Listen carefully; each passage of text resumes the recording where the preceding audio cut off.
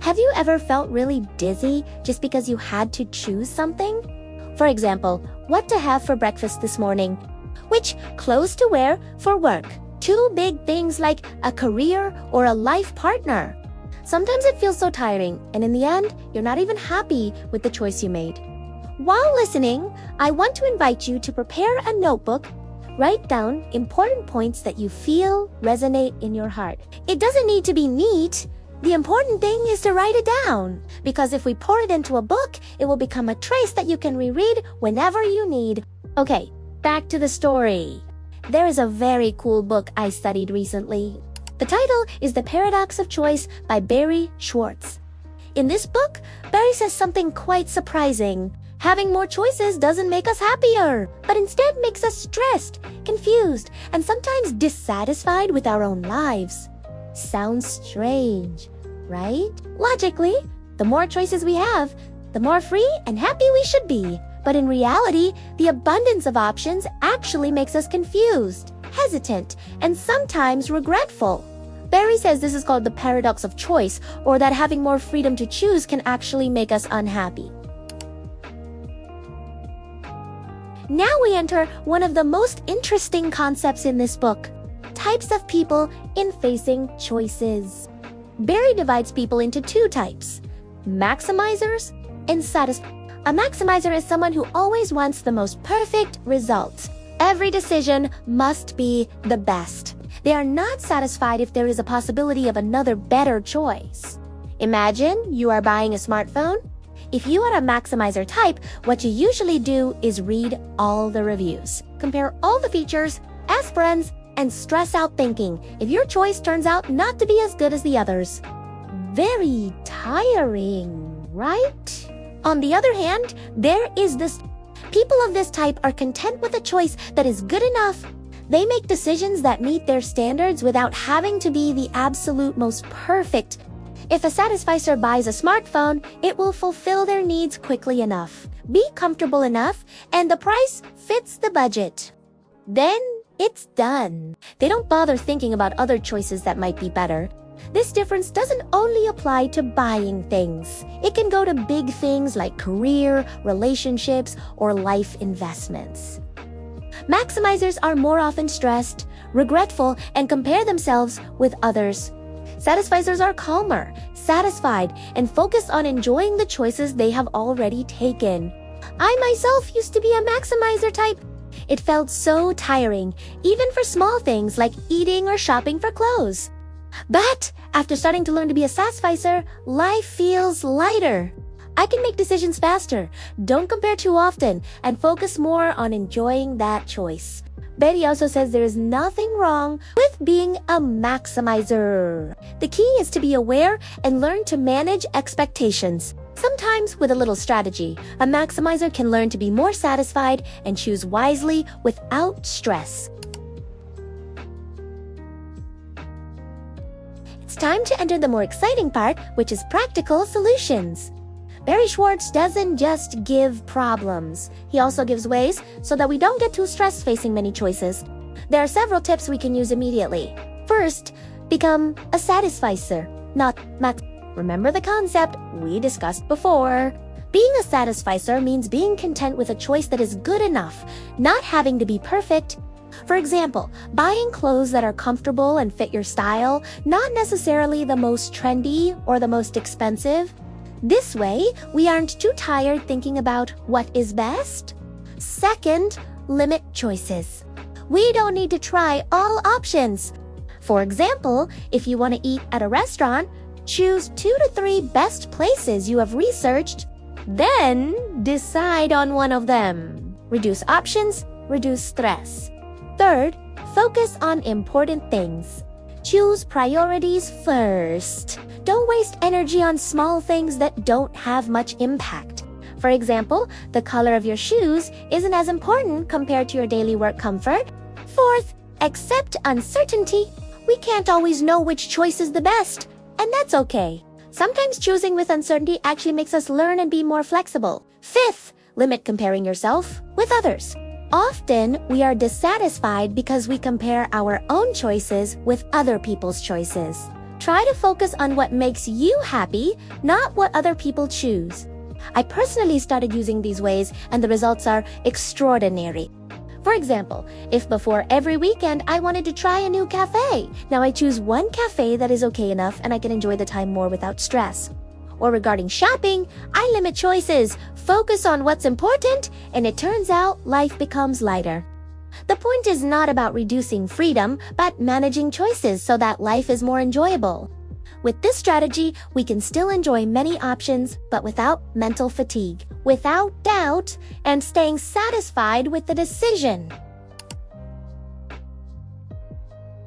Now, imagine you are at the supermarket or a clothing store. Shelves are full of products like new flavored snacks, colorful clothes, or cute shoes. Everything looks attractive. Then you start going around looking for the perfect one. After a while, you finally choose one. But as soon as you move locations, suddenly you think, "Hey, if I had chosen that one, it seems like it would be better." You feel regret, even though you haven't had a chance to try everything. Well, this is called regret. And this is just a small problem, not yet a big one, like a career or a life partner. The problem doesn't stop there. Barry says the more choices there are, the more we actually get trapped. Like first, delaying decisions. We become confused about choosing, and in the end, don't make a decision at all. Second, comparing constantly. Even after choosing, we still think about other options we didn't choose. Third, feeling guilty or regretful. If our choice turns out not to be perfect or doesn't meet expectations, that feeling of regret appears. Funny, right? We have a lot of freedom, but it actually makes life more complicated. Barry even says too many choices can cause stress, anxiety, too mild depression. Another example, there is an interesting experiment about jam at the supermarket. Researchers divided visitors into two groups. The first group only saw 6 types of jam, and the second group saw 24 types of jam. The result was that people who saw 6 types of jam were actually more likely to buy. Meanwhile, people who saw 24 types of jam actually bought less and were more often dissatisfied with their choice. Because our brain has a limit in processing information. If there are too many choices, we become confused and preoccupied. In the end, instead of being happy because we are free to choose, we get mentally tired. And this isn't just about jam. Imagine if what is being chosen is a career, partner, house, or investment. That's why Barry says too many choices can make life feel heavy. Sometimes we need boundaries so we can focus, make decisions faster, and be happier with our own choices. I want to give a real example that is very easy for us to see in daily life. One effect of too many choices and social influence often happens in the world of food or viral trends. Imagine you are scrolling through social media, suddenly you see many people eating food that is currently viral. For example, a cute dessert or hits drinks. Everyone says it's delicious and everyone posts photos. Finally, we join in buying, even though actually we don't really need it or don't really like it. We join because of people's recommendations, not because of our own needs. The effect is that we often choose wrong, feel like we have to follow trends, and in the end, are dissatisfied. We buy because of social proof, not because we really want or need it. It feels good for a moment, but over time, it starts to get tiring. What's more interesting is that this viral effect doesn't just make the buyer tired, but also the seller. Many sellers are initially busy because of going viral. Turnover increases drastically, but because they aren't ready to face many choices or demands that keep changing, they start to get overwhelmed.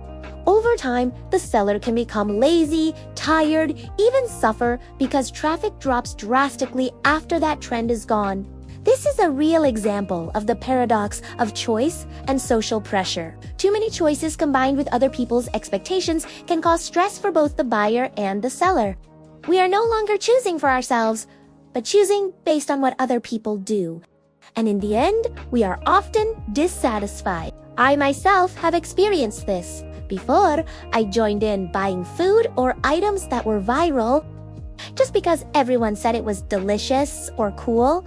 When I tried it, the taste was just ordinary. Some even didn't meet expectations, even though I spent money and energy. From this experience, I started to realize it's better to focus on what I really need or makes me happy rather than following trends that just cause mental fatigue. Barry's message is also clear. Too many choices and social influence can make us unhappy. The key is not avoiding choices, but learning to choose based on our own needs, not just following others. From the book, The Paradox of Choice by Barry Schwartz, we learn many important things. More choices doesn't mean we will be happier. On the contrary, too many options can cause confusion, delay decisions, constant comparison, and finally, dissatisfaction. Essentially, happiness is not about having many options, but about how we can be satisfied and comfortable with the decisions we take. Focus on what is truly important. Don't compare too often and enjoy our own choices. If you like conversations like this, don't forget to click subscribe because we will continue to talk about books that can help you know yourself, grow, and be braver in being yourself. Remember, life doesn't have to be complicated. Choices can be many, but happiness is something you can find from the way you choose and enjoy your decisions.